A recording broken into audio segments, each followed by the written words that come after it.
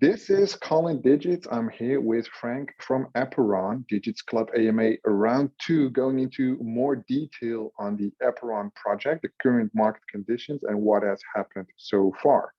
Frank, thank you for being here again. Hi, glad to be back, Colin.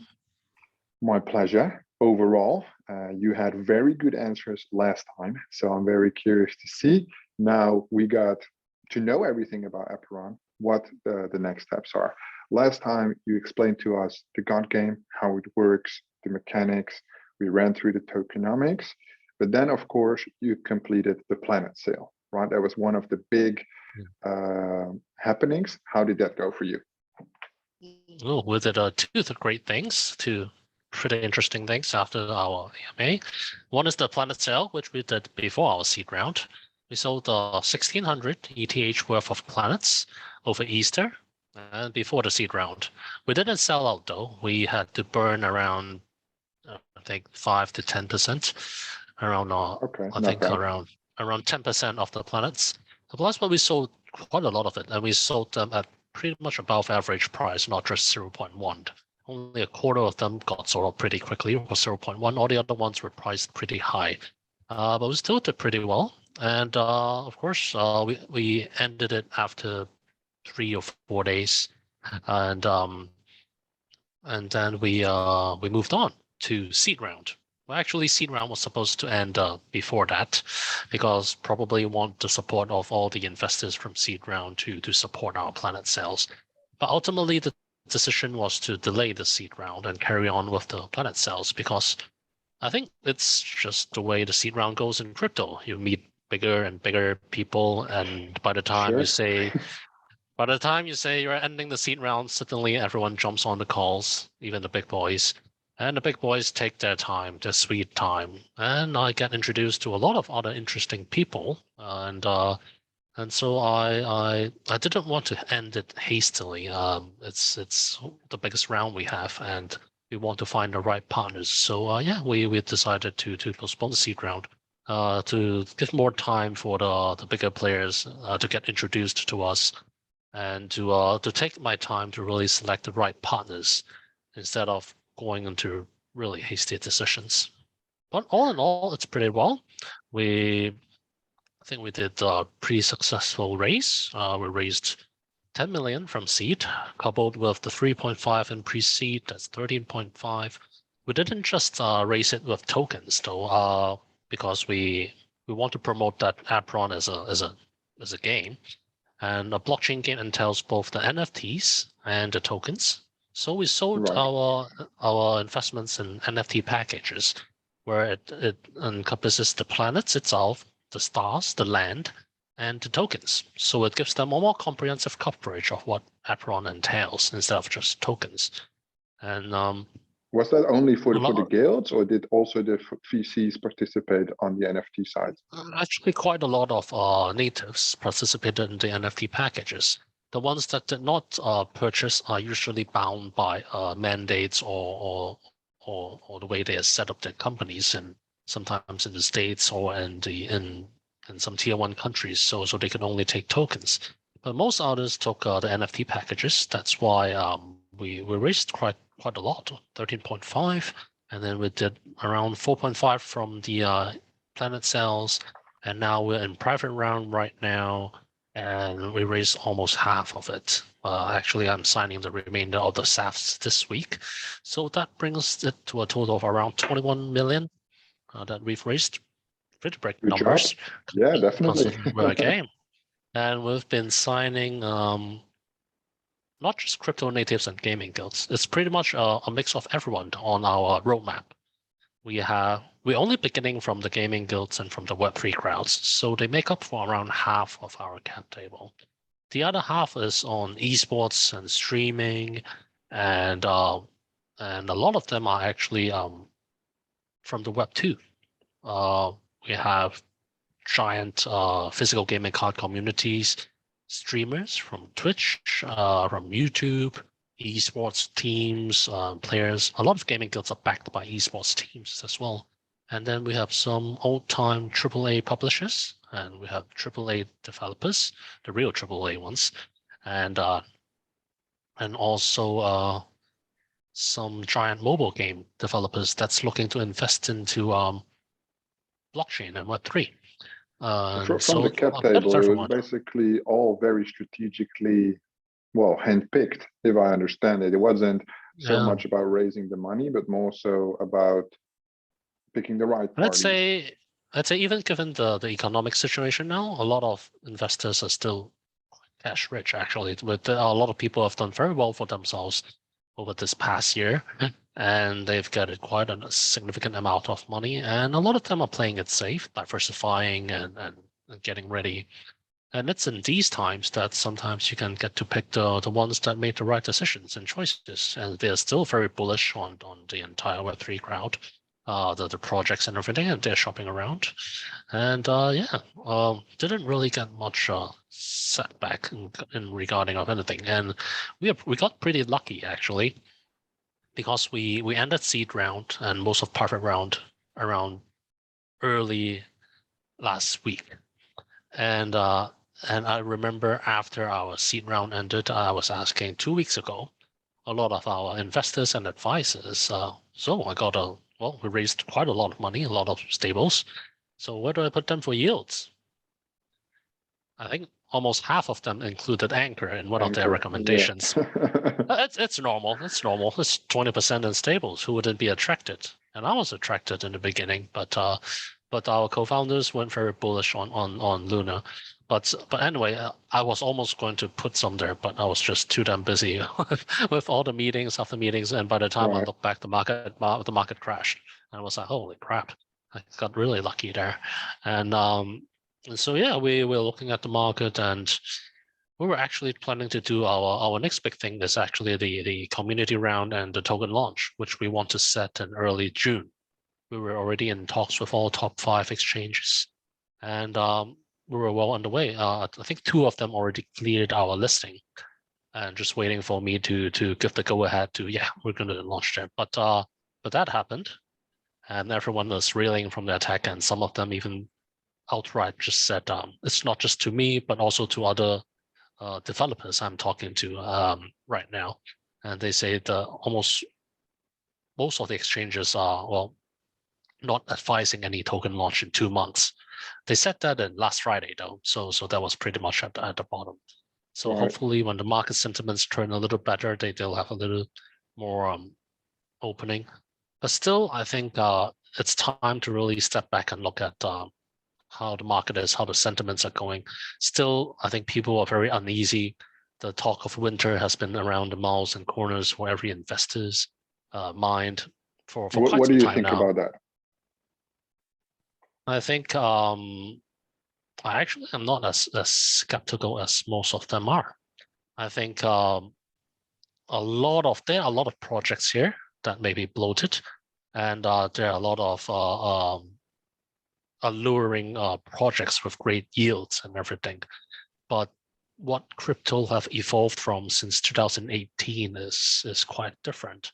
The stables, excluding Luna, are pretty stable. When the moment Luna fell and USDT fell, most of my investors, myself included, pretty much played arbitrage from USDC to USDT. It was a good move. It was reasonable. If you look at the statistics, the numbers, the backing, everything is very solid. Even if half of the crypto caps were to sell out or to dump the tokens, I think they can pretty still stand quite still actually. So we weren't as gingerly about this whole situation. We believe I've been talking with a lot of investors and developers and builders, and though a lot of it focuses on hype-based sentiments and price Right. bumps, actually most of them are still very sound in terms of investments and their logics.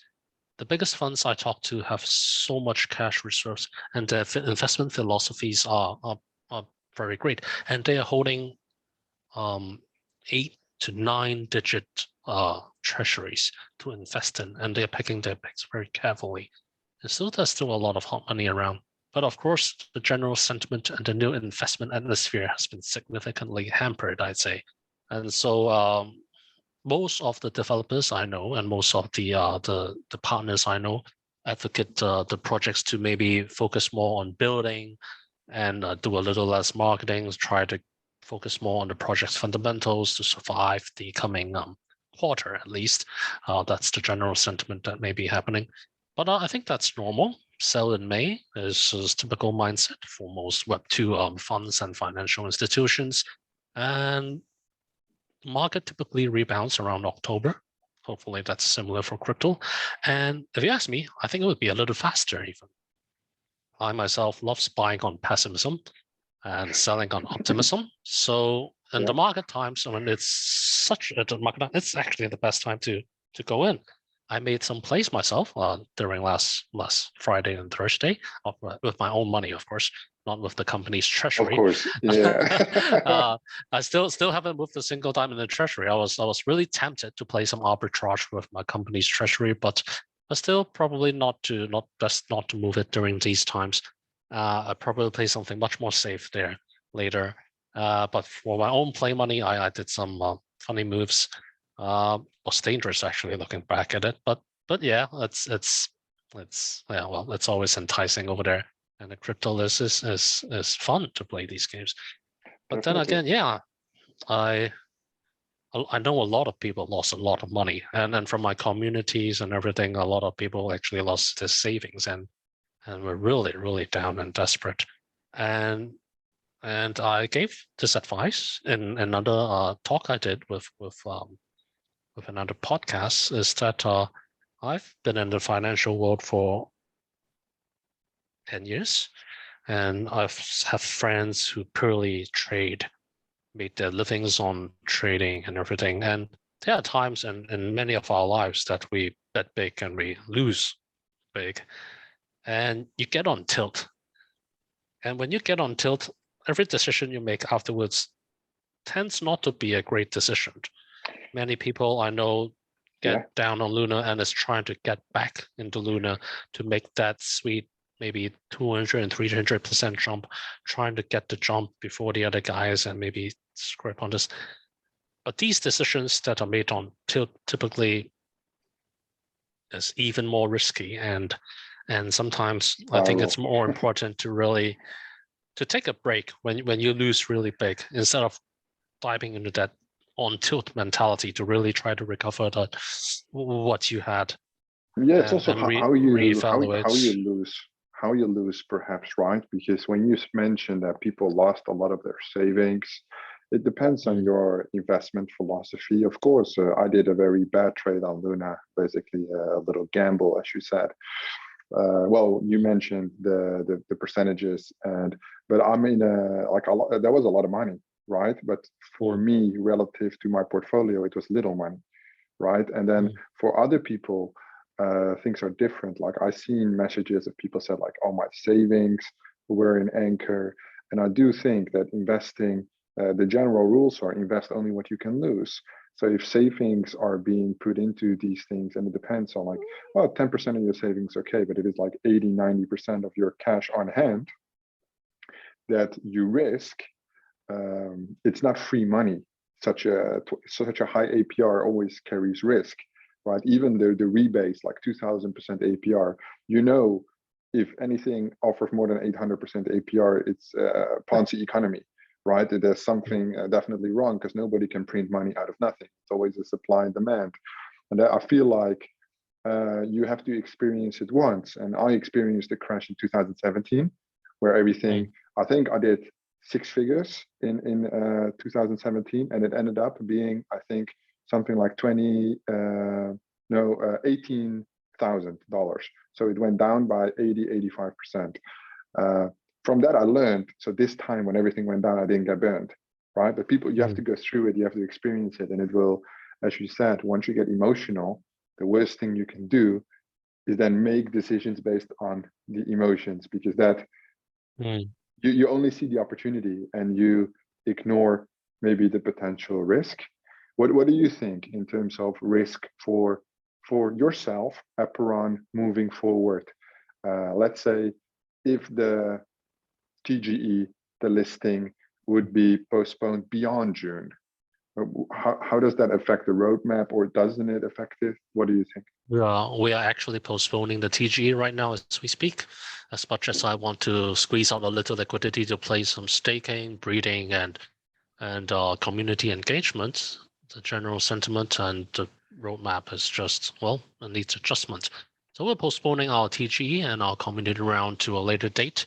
I think most of the games developers and the general sentiment is they prefer the game launch, or at least the alpha and the beta launch, before the token launch, to get a better feeling of the game and the community. We will push the token launch later, but not so late after the game launch in our minds. The Apeiron is a giant game with multiple mechanics, and there are really a lot of different utilities for game tokens other than just the game itself. There's staking, there's breeding, there's the land gameplay. And we're also testing the battle early, so there's a lot of everything that we want to test. And honestly, we like giving to the community. Even in these 2 weeks, we notice a lot of people have trouble with their treasuries or with their the banks. So we hosted many play-to-earn events each night. Almost gave out 8,000 USDC worth of tokens, actual USDC actually, in different events. Game play-to-earn nights just to get the minds off the current markets for most people, or to help each other out, I guess. But for us, will the TG affect the development pipeline? Maybe slightly, but to be honest, I'd say none. Only the on-chain functions get delayed, and the way Apeiron was built with game at its core. So the game development has always been priority, while the token and the functions are being remodeled right now. We were prepared to do the whole game without tokens in the beginning anyway. But for the on-chain functions, which comes first and which comes later actually can be adjusted. That's what we are actively adjusting now. And I think this is actually a lot, well, happier for most investors and exchanges. They want to see more substantial gameplay and everything before the token launch. And so yes, we will push it later. We are doing our beta testing, our closed beta testing in Q3, and we'll couple that together with the token launch. We realize that most people view the token price as more of a marketing tool and a gauge for the game reception. So yeah, we've always planned to do more marketing acquisition than support when the token launches. What about, for example, vesting schedules? Is that something you have considered? Would you keep them the same as in the papers, or would you perhaps, now the market is bearish, reconsider them, make them longer, make them shorter, or is that not something you would be having a second look at? If we delay the token launch, the only problem for most people is whether the vesting will also be delayed or will be shortened because we have a later token launch. We're still deciding that, but most likely we're going to keep it the same because still Apeiron has been, well, a really long-term project. The vesting and unlocking has always been long, actually, to begin with. Right. So we most people don't mind that.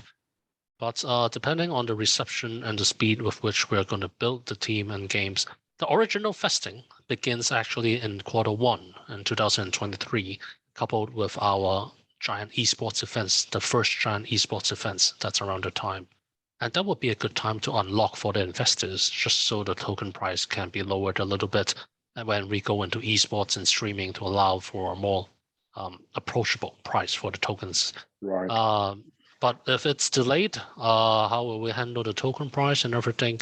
To be considered later. It has to be considered. I think making decisions right now to heavily modify anything too drastic would be maybe exactly on the tilt moment.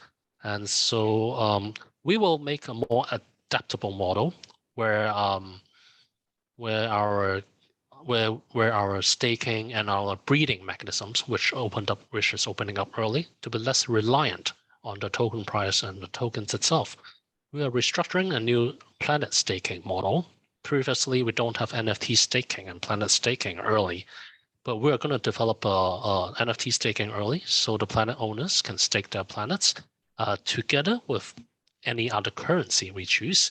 We'll probably work with some of the investment, some of our partners who have a token already to promote some collaboration work, and have them stake and earn some rewards, or for in-game items, or for the future planet or land sales, and it rewards back to the planet holders. And so, yeah, we're devising something like that. It's less reliant on the token price, and it gives us more flexibility.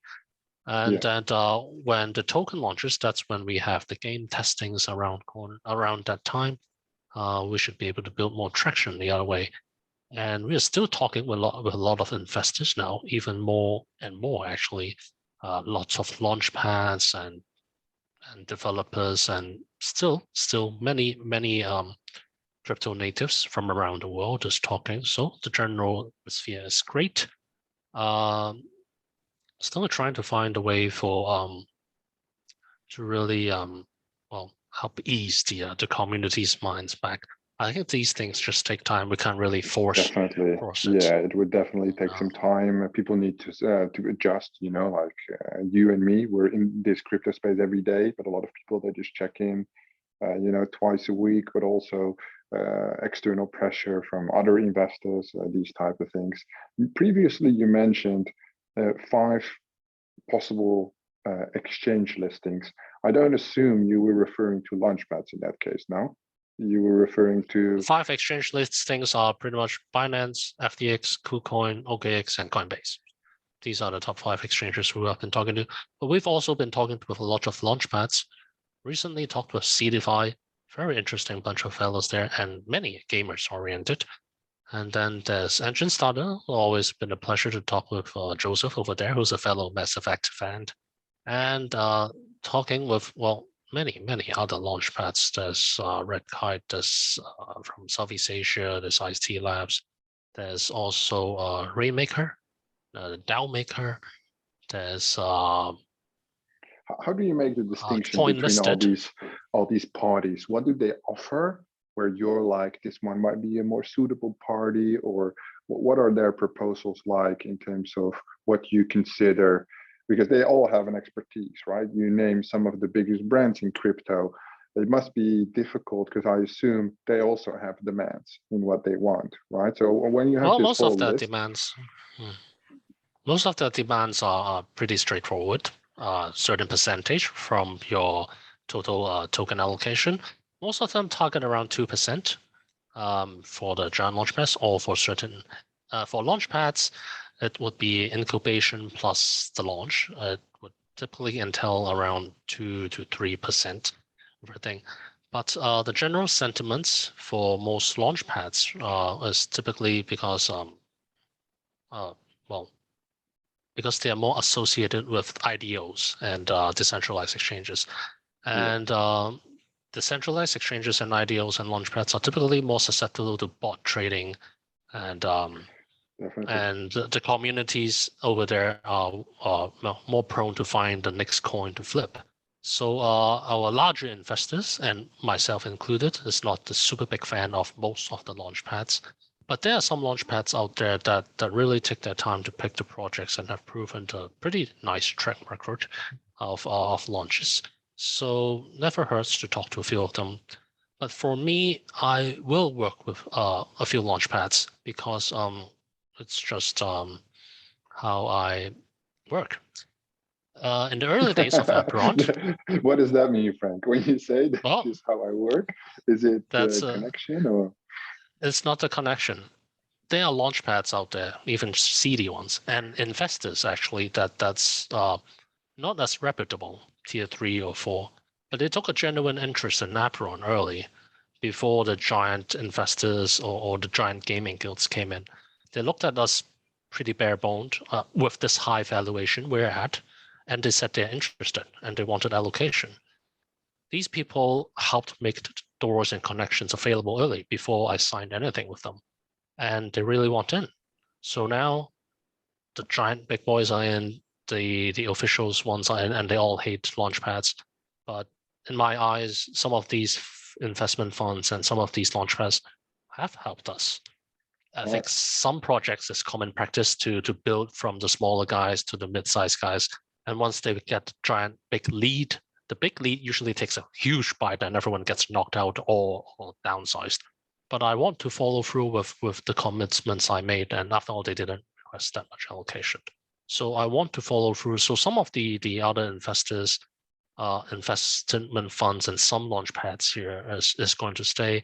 And I want to honor the agreement I had with them to not just use them and then leave them hanging. I don't think that's a good practice. That's not the way I work. So yeah, I will work with some launch pads. It's more about an ethical, personal point of view, and I can respect that. I mean, it's not something we see often. So yeah, kudos for at least supporting the ecosystem. That's interesting. Yeah, well, there's a bit of everyone, but still, some of them and their communities do have pretty shady track records. A lot of them got a little too happy with their investments and their community, especially during the end of last year when the crypto was at its heights, pumping a lot of projects and everything and investing wildly into many projects. But yeah, well, I like to take my pick, and if they show genuine interest, I appreciate them. There are a lot of other funds come in right now based on the investment leads or the gaming guilds or the amount of funds we have garnered. Who are the investment leads actually, Frank, on your the leads? Actually, I don't really believe in leads, but the most giant anchor, I'd say that the biggest investment comes from Hashed. Hashed is this Korean fund and pretty deeply tied to Lunar as well. And but they have invested quite a lot in Apeiron, 2.5 million. And we work closely with Hashed, and we pretty much chose Hashed out of a lot of other possible leads because Hashed coincides with our roadmap greatly. We want to start from Web3, but we are going to move to esports. We are going to move to franchising, and Rear, Hashed's home base and hometown, has been one of the best esports hub in this world. Their franchising models, their pop culture is spreading around the world. Their movies, their TV series are getting noticed around the world, and they've been doing great in terms of this franchising and export of licensing, which is previously extremely dominated by the States and Japan. And new players in the field, well, thanks to Netflix a bit, I guess. So there's a lot of different new TV series and development teams springing about. But we want to learn from them, and we want to capture this especially the esports essence and the streaming essence. That's Korea. They have one of the most vibrant and the greatest crowds. Even Blizzard moved their headquarters over there for a while, or is still there, I think. And so yeah, we've got a lot to learn from them. And but yeah, Luna happened. It took a deep blow to them, but still standing there. They're one of the most strongest funds out there with still a lot of capital. But yeah, that's one of the core anchors in us. The other guys are pretty much well spread for the marketing and the European support, and we're pretty much overall Web3 support. There's Morningstar, there's Defiance, Spawning Group, and then there's IVC, and then there's also SVC from Hong Kong, the local supporters.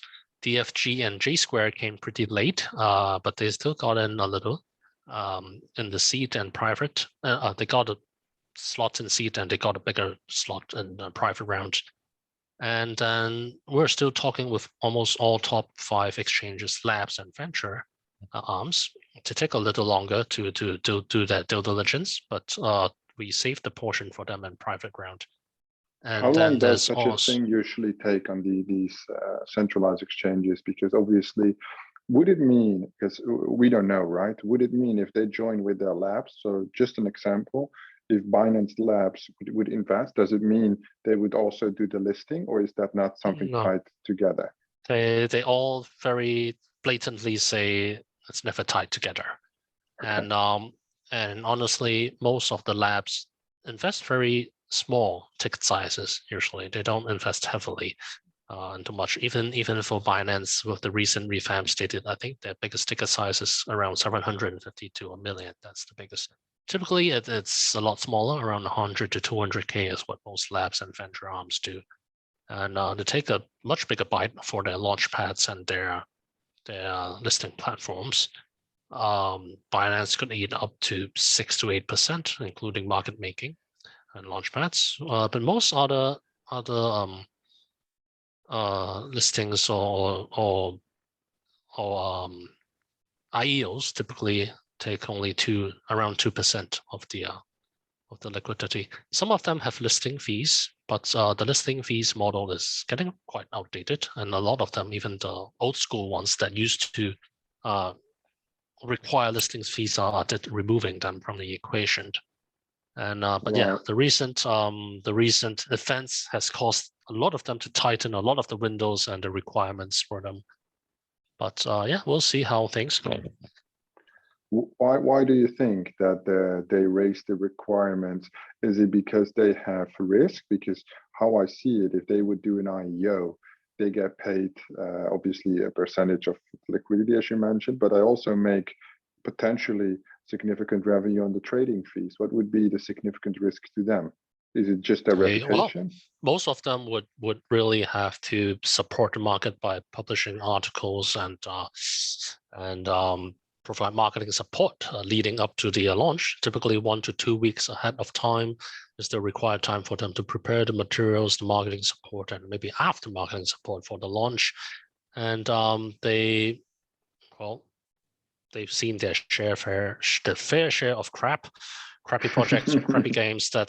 And they were a little happy with the less listing earlier. Every single one of them did, much like many investment firms. And so they want to do a more proper launch, and they want to be a bit more protective of their crowds, which is normal. And the general market sentiment is just very low right now. And the traditional idea, the mindset for IEOs and most of these listings is for fundraising.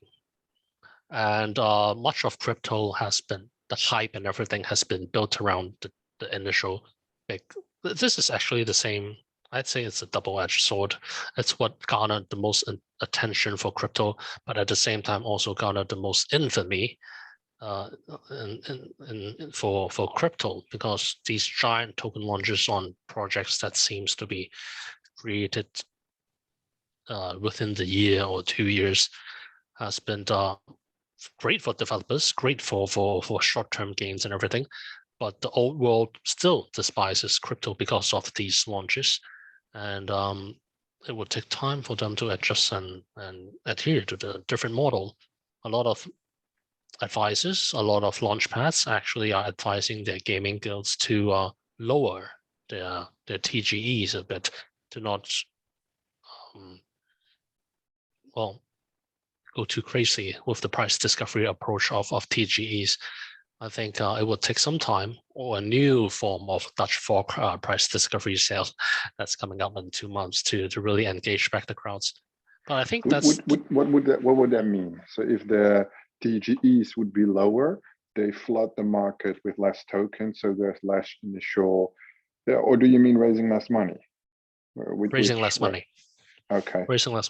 This is what I've been talking about for a long time before, is that we don't want to use our TGE as the price discovery method. But that's different because we have been developing our games for quite many years now, while many other developers need the funding to develop and market the game. While we mostly need the funding to market the game, so we don't have a higher fundraising requirement compared to us, although we've been raising quite a lot of money actually.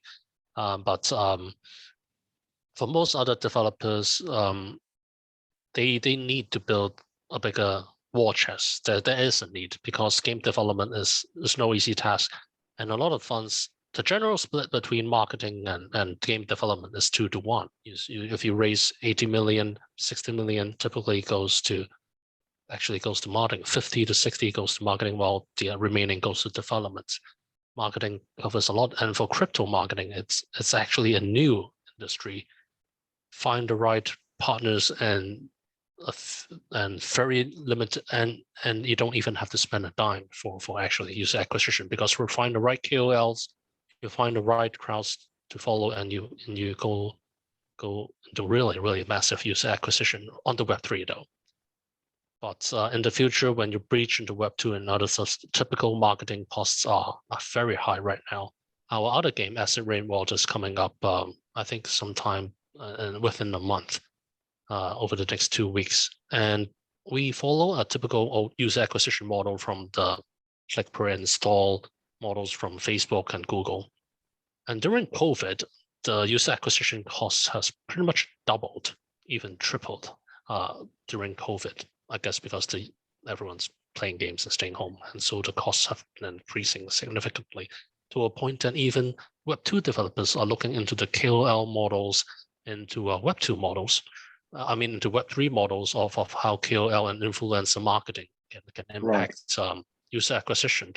And there's a lot of these different things going on. How did I end up talking about this thing? Remind me, Colin. It's obviously, well, we went from the exchange and then it just kind of naturally went that way. But one of the questions might be interesting, what you said. You raised 13.5 million. The game is near the launch. Oh, I remember. You didn't specifically have to raise that type of money. Why did you? We wanted to find partners, and we wanted to find investors who actually, well, typically when you meet a fund and you want their commitment and attention, typically back in the days, a lot of small funds would shop around, spray and pray. Maybe they hold around 7 or 8 figure AUM, assets under management, but typically invest only in 100K or 200K here and there. And all they do is make introductions for exchanges, for KOLs, and they're pretty much a goner after getting the allocation, and they move on to find other projects. It's a fair business model for investment funds to do that. But for a game, for a developer, for us, I was in private equity for quite some time, so I'm more in the old school sense of commitments. So I pretty much want less investors like that, and ones that could really pay more attention to us. So for bigger funds with 7 or 8 figure AUMs, I typically require them to invest a lot more heftier. If $1 billion fund wants to invest 100K in Apeiron, I tell them maybe this is not the project the relationship we want. Wouldn't they not bring enough attention to you in that case?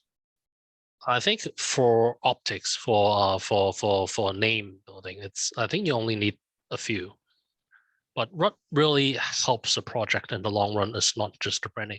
Branding helps with hype generation, with token raises.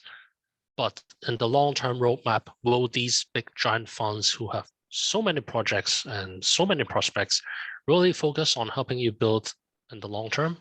If you are a star portfolio, if you garner enough attention, yes. But before that, how much time can they allocate to you? How much of their resources and efforts can really be spent on you, is other than their name, is honestly, well, very limited. That's why in our cap table, we do have not a lot of people, but everyone is investing in a sizable allocation. And a lot of the smaller gaming guilds that's in our private round right now investing 6 figures into our game. This is pretty insane for a lot of them because they actually don't have much assets. But it is exactly this commitment that made them want to ensure our success.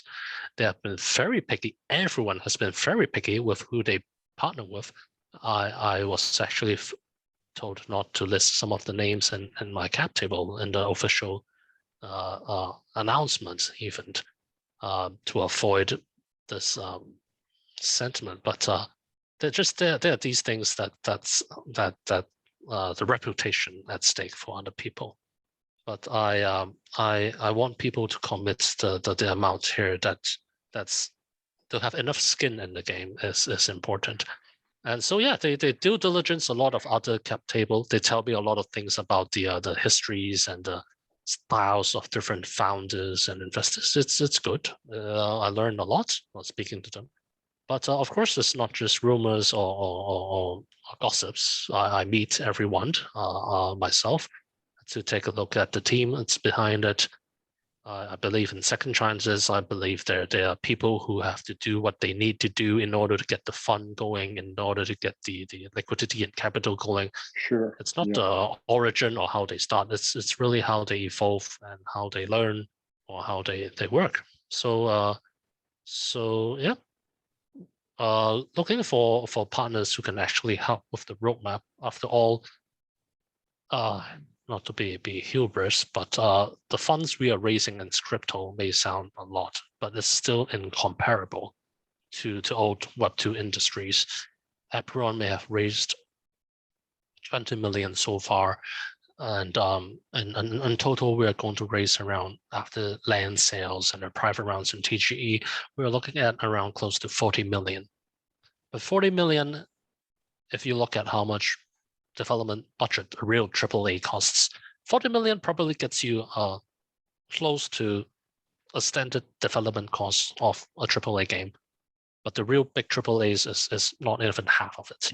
And then they blow through right through this. We're still pretty small, actually, compared to the real market out there. And the monies are still young, and there are still giant funds in crypto that's swimming about and looking to invest and make bigger changes and moves. And it's inspiring, actually, looking at how the cap table responded to this market situation. You see VC investors who typically invest with cash flow and VCs are getting hurt and are really bulking up and becoming more protective of their investment plays. While the passionate builders, I'd say most of them got past with a bitter smile, and they're already moving on.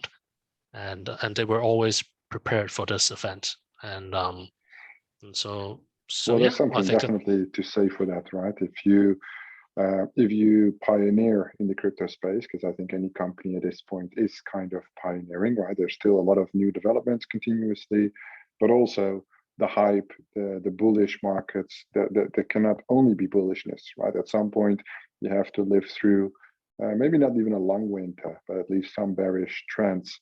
And exactly like you say, the founders, either the founders that are experienced or the founders that have the right support, right, from VCs or whatever, they've been notified, assumingly, what to do in these type of situations.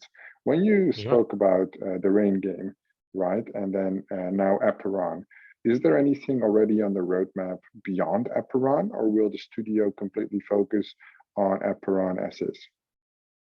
It will always be Apeiron. Apeiron is the core passion project that we want to build. We're still building merchandises around it. Our giant plushie doll is coming out, I think, at the end of this month. And then there's action figures, there's merchandise. Actually, we're working on merchandise with the community coming up to have them come up with designs, and then we'll publish this out. Would you see that as like a revenue stream, the merchandise, or is it more of like a branding mechanic?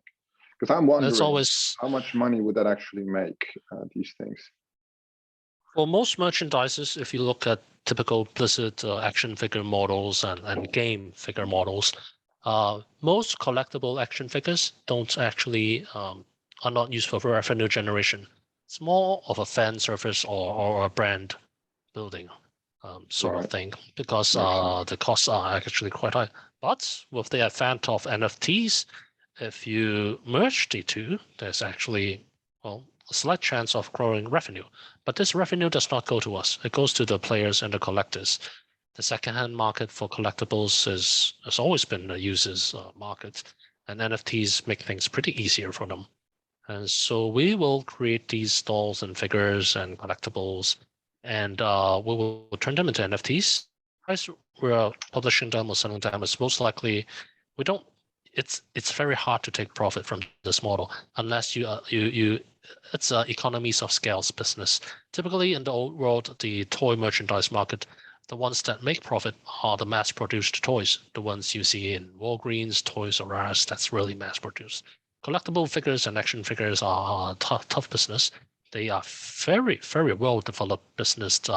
And in the Asia markets, they've been dominated by pretty much giant Bandai and toy developers, and they have developed this very, very efficient model where they can tell how much MOQ they have. This is a slight detour, but in the very, very old toy production business, typically you need to create a certain there's an MOQ, a minimum order that you need to order, and how you don't really know how much you can sell, so you have to gauge the market response to marketing. But nowadays there's pre-order.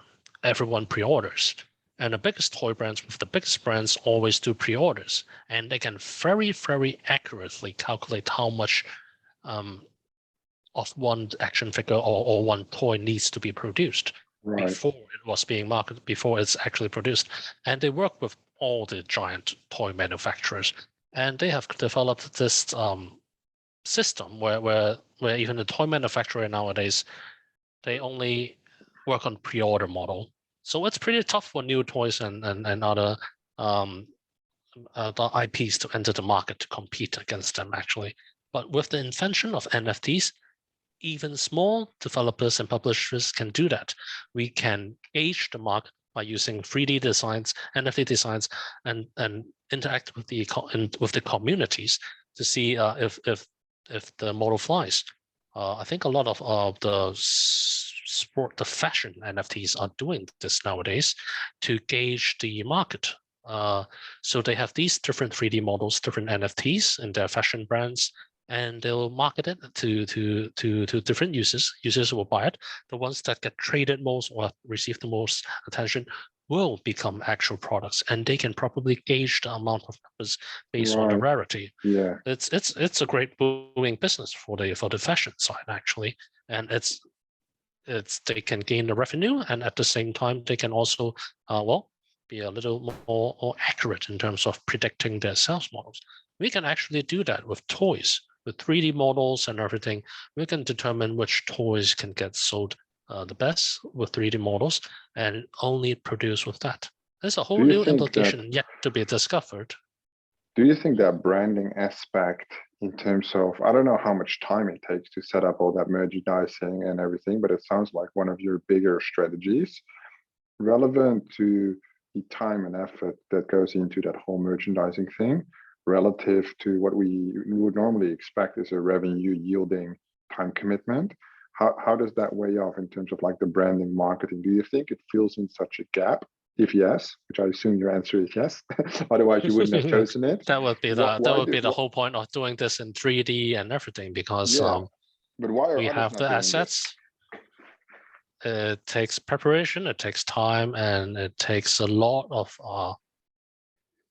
the right partners to go into this. And these are branching into multiple industries and disciplinaries.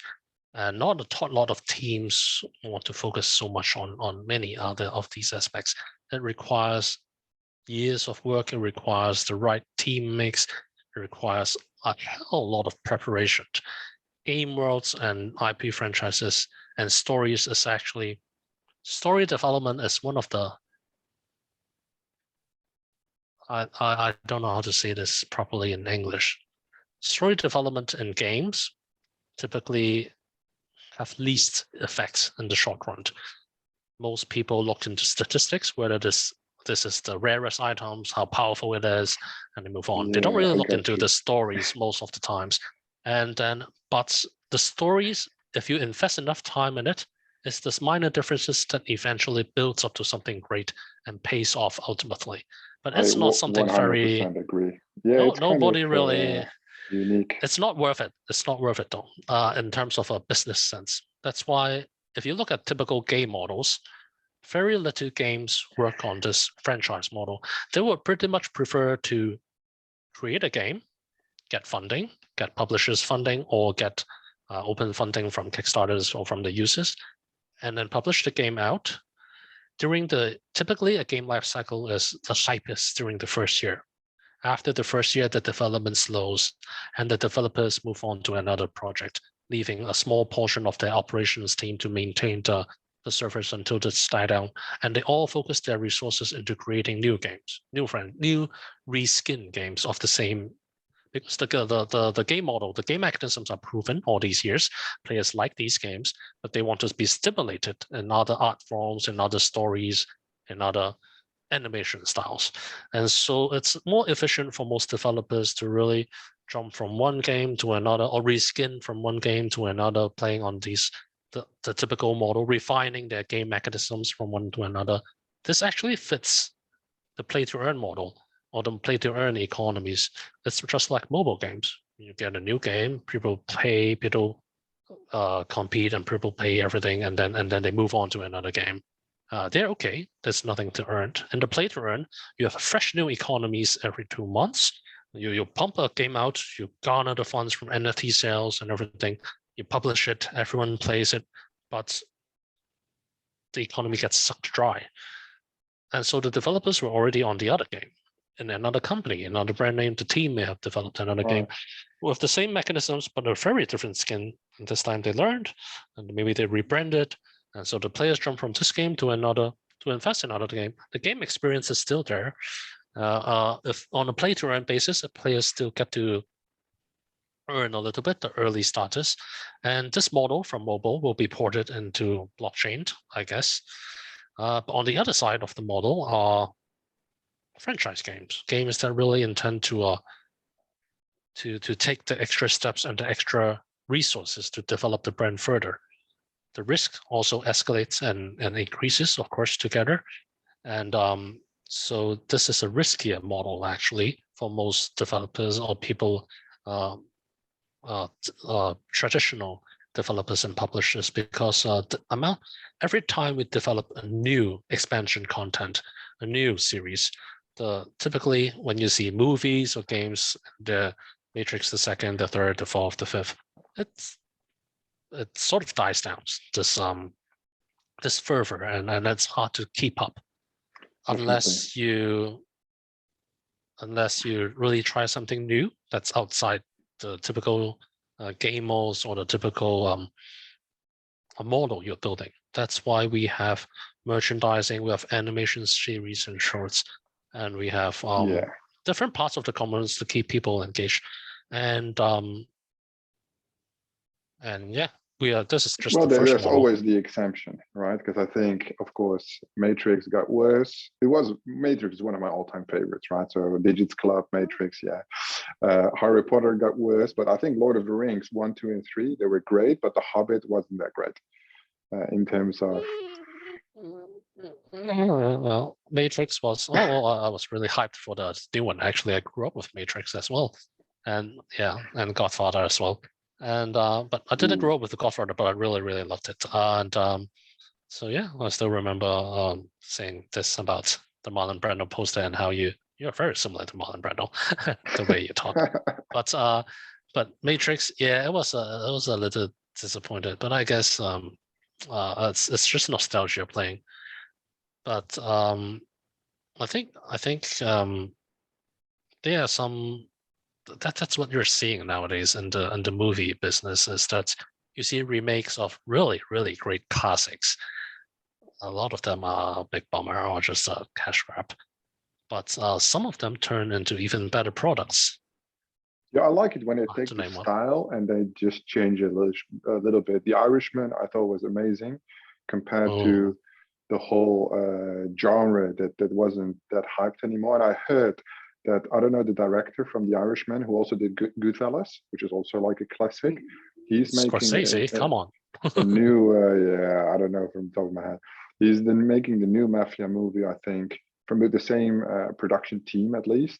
I think it's coming in 2026, so we have to wait a while. But it's like the latest news that I got. And if that's like the pattern, yeah, I think there's something to say, definitely. And I think it's also an opportunity. Sadly, it's a dying pattern, though. I think I remember one of the early community events I did was a trivia nights, and the second trivia night was a movie trivia night. And I initiated the community vote of what movie trivia do you want? I named Tarantino, I named Scorsese, I named George Lucas, and I named Marvel. and Marvel won by a huge landslide. Nobody All really right. cares about the Yeah. other directors. And Well, but yeah, I've I heard guess the it's the names, times. but I don't know what they have made either. Like I have never seen, so Oh, I don't like action movies, so I've never even seen anything from Marvel's. When I talk about Marvel or DC or whatever these ecosystems are, I don't know which superhero goes where because I don't watch any superhero movies. I think I my only watch God. Suicide Squad. That's the only one that You're I you're watch. you're getting yourself lampooned by these Marvel geeks and fans. I tell you, you should not say that publicly out loud, man. This is destroying your own viewership for the younger crowds. Yeah. No, But I'm focusing on building crypto projects, right? So that's my excuse. That's why how I save myself. But all in all, I mean, the overall branding that goes along with it, I think it has huge opportunity, right? That things are changing, that's specifically with the whole crypto narrative as well, the bearish narrative, what you guys are doing.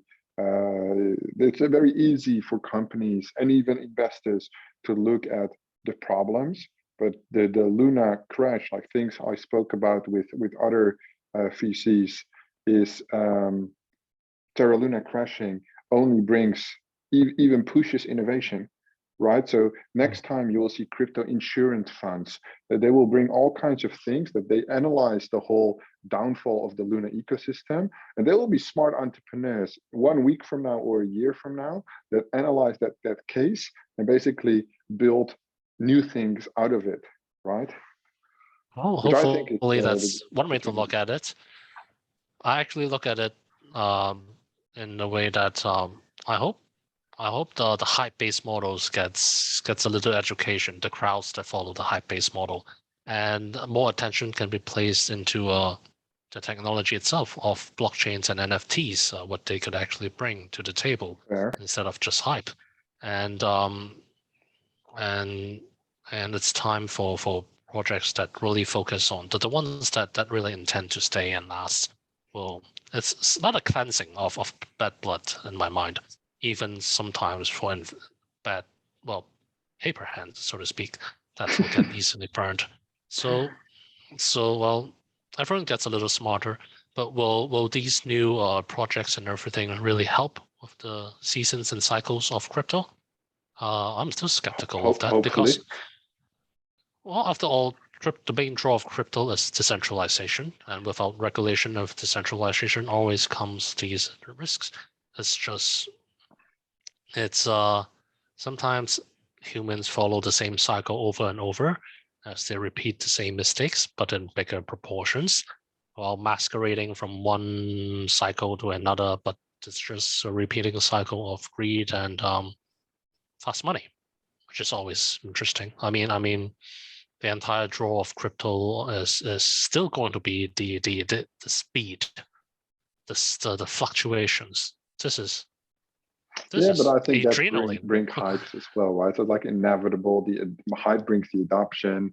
It's like a matter of time. But yeah, you're right. Mm. Perhaps, hopefully, people learn that lesson. But I think to each individually, right? The investments carries risk, and if they overexpose themselves to the risk, you get burned. Same thing as playing with fire, right? You can play with the campfire, but at some point, if you play with gasoline and a campfire, you take too much risk.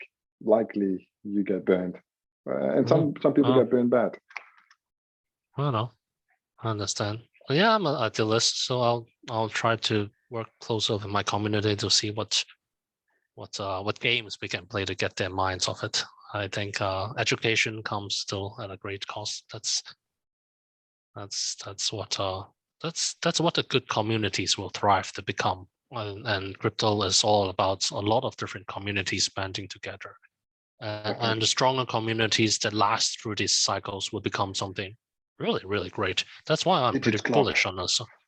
Well, good luck out there. Actually, with the storytelling, maybe some little alpha for my own community today. We're doing like a triple A cinematic with like a real studio with real actors and stuff. Yeah, to bring for our agent NFT coming later. And we also did the whole storytelling. Now we hired a writer to continue on the lore. So it's actually kind of can relate to that because we also it cost a lot of money. We don't have direct ROI calculated into it, but the first chapter will be called Riddles in the Dark. Definitely. I look forward to the female lead in there, because having talked to you, I noticed you're quite the womanizer. So I there look is a for. female So lead I there, bet yeah. you must have maybe spent quite some time sourcing the right female lead. Definitely. Hopefully, the is the male. Are you the male lead? No. I'm not acting, but Okay. the whole overview. There is definitely. Yeah, you Well, read my mind on that one. It's well, definitely you going to need be a one. good one. Not being sexist or anything, but honestly, great female lead is much needed to create the right advertisement campaigns and storytelling. It's just But we also, one thing is also that we didn't expect that we would go that route. It was just very natural with how we built the products, how we built the community. Again, for us, also central, the good. community, the feedback. And I was just like, why not, with a greater vision of things in the future, right? Why not like attach a story to it and basically go a little bit beyond what the regular project would do, right? And I feel like that's basically how we have our second conversation. We have some other partners on board now that also bring a better conversation to the table. It's way more in detail. You shared a lot of information about your VCs, the how much they invested. A lot of projects are like, oh, we don't want to talk about it, right? It's like, I think it's interesting for everybody to know. And ultimately, once you run through the vesting contracts or the tokenomics or the market maker, there's always a way to find it, right, on the blockchain. And that's the great thing. If you just keep digging, everything is there. But I appreciate you, Frank, being super transparent with us. Your answers are always enlightening, especially on the merchandising side, because I always had the wonders why somebody would pay so much money for that toy, but I do understand the specific market, the specific feeling, the branding. Definitely interesting. Before we go today, is there anything else you would like to add, perhaps? Oh, not really. Would love to get back on here when we have when the breeding starts and when the game demo starts. Would love to get back with the crowd when the TG is back on the show and on the road. But right now, focusing on building stronger products, stronger fundamentals, and remodeling into a different roadmap to, well, really take a look at to get prepared for what's coming ahead for crypto. Hopefully, this will just be a short stumble for most of the crowds, and we'll be getting ready back to our roadshow for our TGE for the game and everything, and everyone will grow a little Awesome. stronger, and that's that. We'll love to Perfect. take a look at Sounds your good. cinematic. When's your cinematic? When's your roadshow? Or when's your preview Oh, coming up? it's going to be a couple of weeks, but once Oh, weeks. Not yeah, bad. well, yeah, when I say a couple of weeks, I mean maybe like 6 to 8 weeks. It's still quite far out, That's all right. but According to crypto, just give us snippets here and there, and it would be there's so okay. many people involved in this. I never expected for a cinematic, so yeah, I can't say too much about it, but it's one of our favorite crypto cinematics that I've seen. We got a connection to that studio, and I think there's over 60 people working on the cinematics. I was like, just some Holy computer crap! work, but they're using real actors, real locations. It's huge. So yeah, I will definitely send you the link once that's ready. Obviously, it's one of our major marketing events, but Have you disclosed which female lead, the name of the female lead yet? I actually chose her today out of the lineup. So actually, Oh, like a couple of an hours alpha. ago. How did you It's choose, Colin? How did you choose her? I actually didn't even choose her on the looks. I chose her on her voice. So the voice is very oh. important for how we're going to present everything. And What she's voice is that? pretty. She's pretty. Not going to lie, she's pretty. But they were all gorgeous. But her voice was basically the touch where I was like, it just fits the story the best, right? And we had a Wow. huge variety to choose from, so it was definitely difficult. And with the male, it was a lot easier. I saw him, I was like, that's the dude from the lineup. It's just he's like the way I wrote what the character should look like. It was exactly that guy. So yeah, it will be definitely a good Will event. you be disclosing the names of these actors or actresses anytime soon? Well, when I receive it, I think we will do some teaser material on Okay, on great. the socials. Yes, so definitely We'd love to we'll see. We'd love to show see it. your final pick of the female. and especially on how her voice sounds like. Anyway, yeah, that's great. Not sure Awesome. when we will do a live action of the dudes. Probably impossible, but for voice acting, we do have some early people in mind. But anyway, that's a long journey way ahead of us. And we're here for it, Frank. We'll stay up to date with you when you have your breeding coming up or the next announcement. I will await your message, and I would love to have you back on here to have another follow-up, because we love what you're doing. It's looking good. You're super transparent. You're really aligned with what we're doing as well. So thank you so much. Thanks, Colin. Once more, everybody here today, thank you so much for listening. And I hope that you have a great rest of your week, Frank. All right, you too, Colin. Thank you very much. Thank you, guys. Thank you, the Chits Club. All right. Cheers. Bye-bye.